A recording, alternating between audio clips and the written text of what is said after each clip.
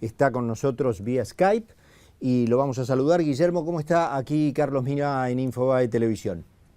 Muy bien, Carlos, tantos años, Sí, ¿cómo va la vida? y aquí estamos, siempre tratando de averiguar si podemos estar un poquito mejor con los que saben más que uno, Guillermo, así que por eso lo molestábamos.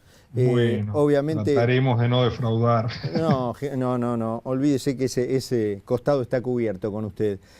Bueno, obviamente yo les contaba a quienes nos ven que usted es un especialista fundamentalmente en el sector externo, pero lo quería aprovechar en general, para hablar un poquito más de economía, porque uno tiene la sensación de que hay varios papeles que se están quemando, Guillermo.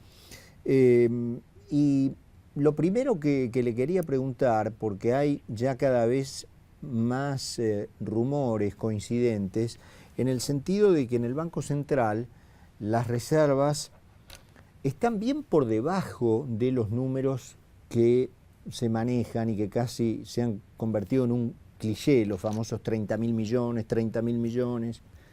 Bueno, parece ser que Fábrega ha dejado saber que si dejamos de lado la evaluación del oro y los papeles, que no se sabe si el Banco Central va a cobrar algún día, las reservas líquidas reales son de 8.000 millones de dólares. Le pregunto si usted tiene información al respecto, que, bueno, respalde estos rumores. Si es así, ¿qué puede ocurrir con un país con 8.000 millones de dólares de reservas solamente? Y, bueno, si las medidas que se están tomando, usted en el sector externo y en el sector cambiario, cree que son útiles para recomponer esa mala situación. Bueno, yo no tengo información privilegiada respecto a cuál es el nivel de reservas. Sí les puedo compartir a ustedes mi experiencia en el directorio del Banco Central, por ejemplo, a comienzos del año 2002, o sea, cuando teníamos la corrida bancaria Uh-huh, y cuando todos los días se nos caía el nivel de reservas. uh-huh. Y en ese sentido, les puedo asegurar que hay una frase de un profesor americano que dice, solo cuando baja el agua se ve quiénes se están bañando sin traje de baño, ¿no? Uh-huh. O sea, ¿qué quiero decir con esto? Que todos los días hay sorpresas.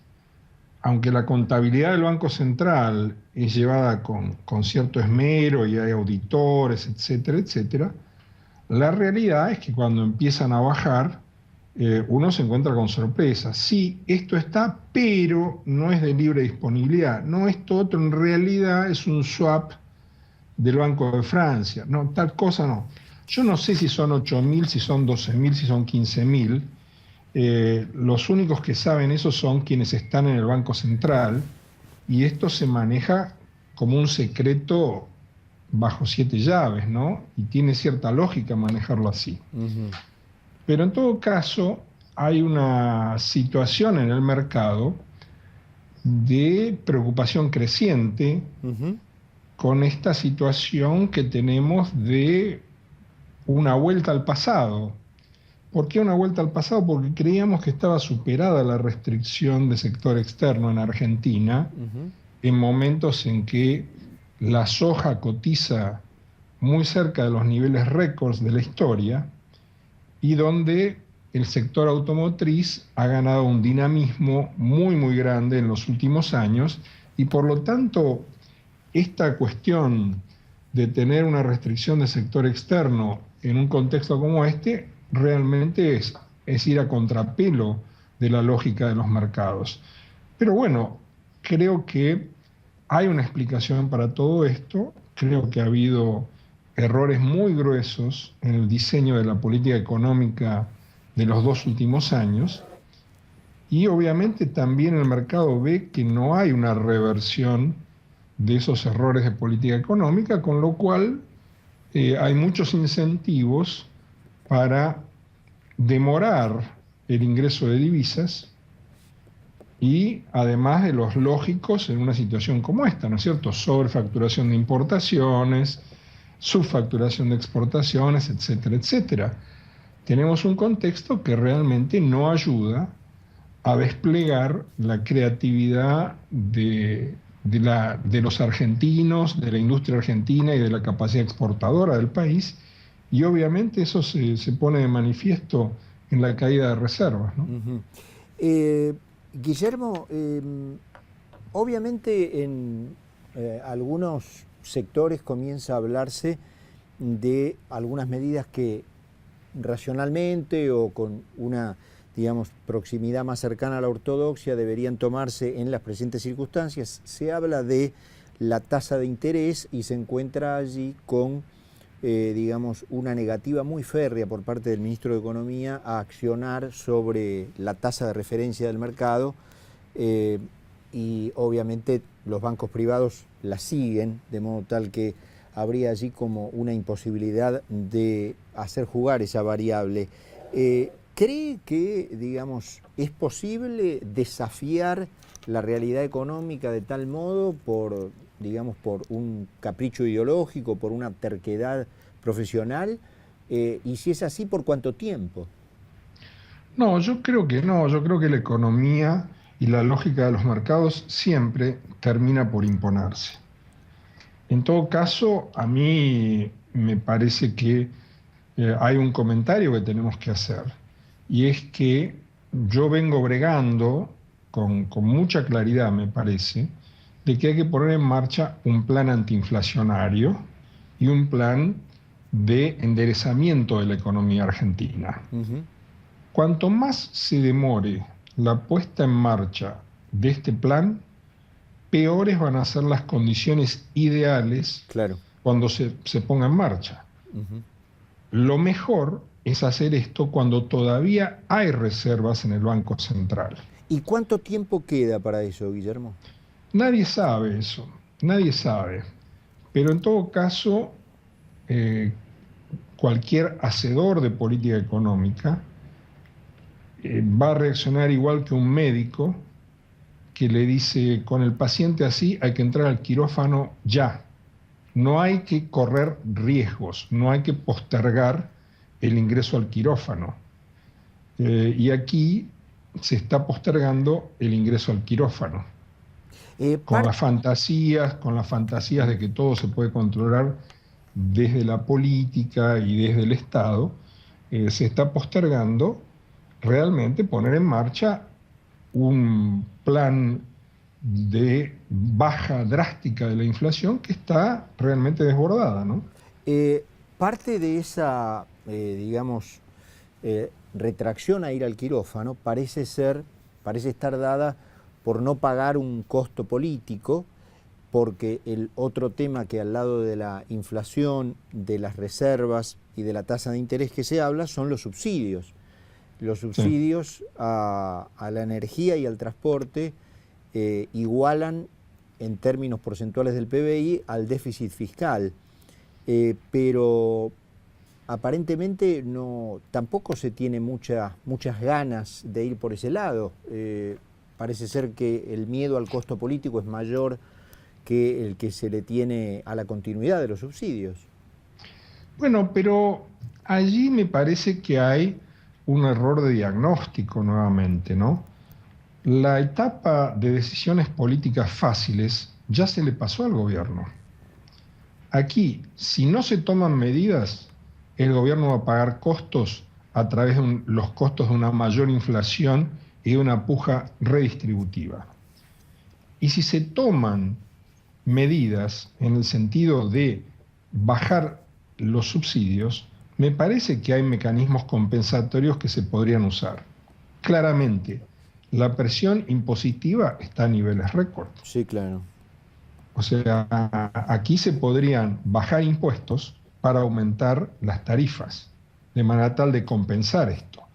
Por supuesto, esto requiere un recorte del gasto público y una eficientización del gasto público que le va a venir muy bien al país.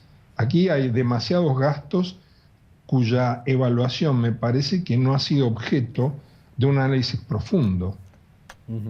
Guillermo, ¿en alguna medida usted estaba entusiasmado cuando vinieron estos cambios y bueno, se empezó a hablar de un arreglo con holdouts, con CIADI, bueno, se expuso el tema Repsol respecto de las acciones de Repsol en YPF, se habló del Club de París, bueno, y eso entró como, así como en una declinación, hablar de esos temas, y en lugar de ver algunos de los miembros del gobierno viajando a París, por ejemplo, para arreglar la cuestión del club, tuvimos a Kicillof en China y a De Vido en Moscú. ¿Eso le llamó la atención? ¿Cree que la gente que se ilusionó con alguna cuestión más racional de la economía estaba equivocada y digamos, la dirección es la insistencia en el modelo? Bueno, en lo personal, la verdad es que yo no me hice muchas ilusiones Ajá. de un viraje pro mercado del gobierno. Me parece que este gobierno va a dar un viraje pro mercado cuando no tenga ninguna otra alternativa, ¿no? Uh-huh. Pero mientras tanto, se sigue perdiendo tiempo y se siguen perdiendo reservas. A nivel mercado, sí, hubo una expectativa favorable. Todo el mundo pensaba que, habiendo perdido las PASO, venía una etapa diferente, una etapa en la cual el gobierno iba a entrar a priorizar, a desactivar las bombas de tiempo de la macroeconomía argentina, que son muchas y muy variadas. Uh-huh.